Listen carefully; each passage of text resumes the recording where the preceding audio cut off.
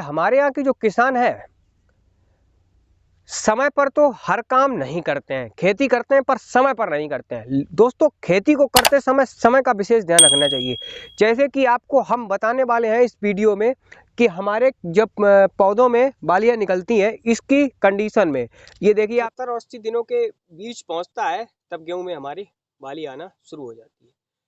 तो उस समय हमको ऐसा क्या करना चाहिए कि जिससे कि हमारी पैदावार 2 गुनी हो जाए, 1.5 गुनी पैदावार बढ़ जाए, जिससे कि किसान भाइयों को अच्छा फायदा मिले, कम लागत में और अच्छा फायदा मिल जाए। पिछली डोज में हमने ध्यान नहीं दिया, पहले पानी में हमने ध्यान नहीं दिया, दूसरे पानी में ध्यान नहीं दिया। अब हमारे गेहूं में दाने भराव की स्थिति है, अब हमें पैदावार अच्छी चाहिए, तो हम ऐसा क्या करें कि जो पैदावार अच्छी हमको मिल जाए और कम लागत हो। तो दोस्तों ऐसी अवस्था में आपको यही करना है, कम खर्चे का काम है। 1 एकड़ के हिसाब से मैं आपको पूरी डोज बताऊंगा। दोस्तों जब आपकी इस कंडीशन में हो और इस कंडीशन में हमें अच्छी पैदावार चाहिए, तो आपको दोस्तों क्या करना है, 75-80 दिनों की स्थिति में आपको दोस्तों 75 और 80 दिनों की स्थिति में ये करना है कि एक पैकेट आप लेंगे 1 किलोग्राम का NPK 05234, NPK 05234 आप उसको लेंगे। उसमें आपको 0% नाइट्रोजन मिलेगा, 52% फास्फोरस मिलेगा और 34% पोटास मिलेगी। इतना उसमें आपको मिल जाएगा।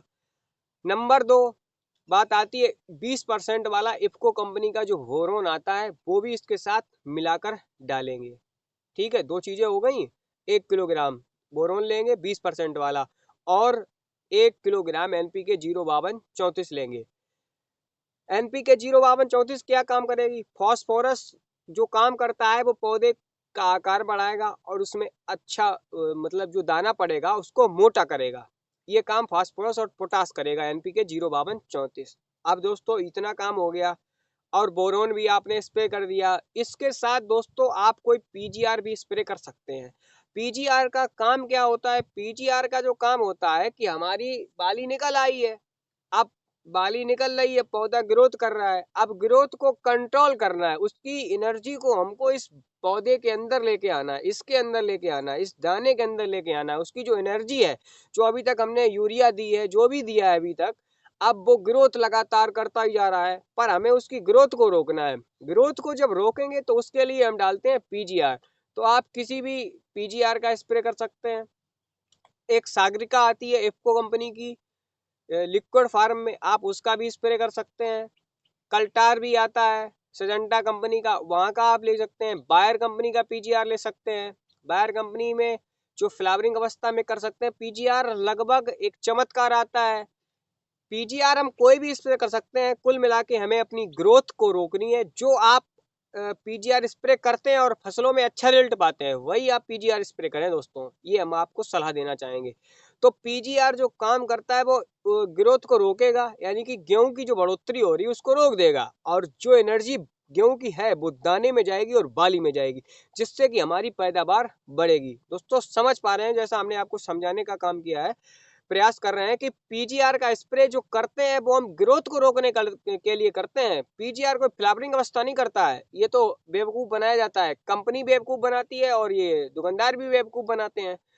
हम आपको स्पष्ट बताते हैं कि PGR का जो काम होता है वो पौधे की हाइट को रोकता है, और जो उसकी ताकत होती है वो या तो अगर जमीन में है तो कंद में जाता है, अगर ऊपर है तो इस बाली में आएगा। समझ गए? यही बात हम आपको समझाना चाह रहे हैं। यानी कि 1 किलोग्राम 05234, 1 किलोग्राम बोरॉन और 1 किलो और उसके साथ PGR हम ले सकते हैं। इतना सारा काम करते हैं।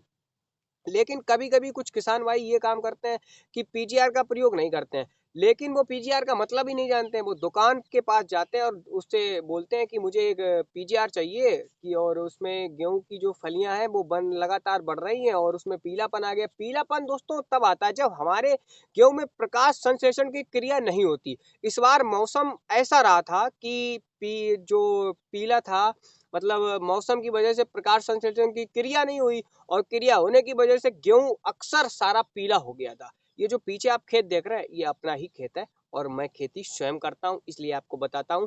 और ये जो वैरायटी हम आपको दिखा रहे हैं ये 300 DMR 303 वैरायटी है दोस्तों, देख लीजिए, बाली देखिए, अभी ये लगातार बढ़ रही है और हम आपको अपडेट देते रहेंगे। और दोस्तों अगर वीडियो अच्छा लगा हो तो हमारे चैनल को सब्सक्राइब जरूर कर लीजिए। यही जानकारी थी आपके बीच पहुंचाने के लिए। धन्यवाद। जय श्री राम।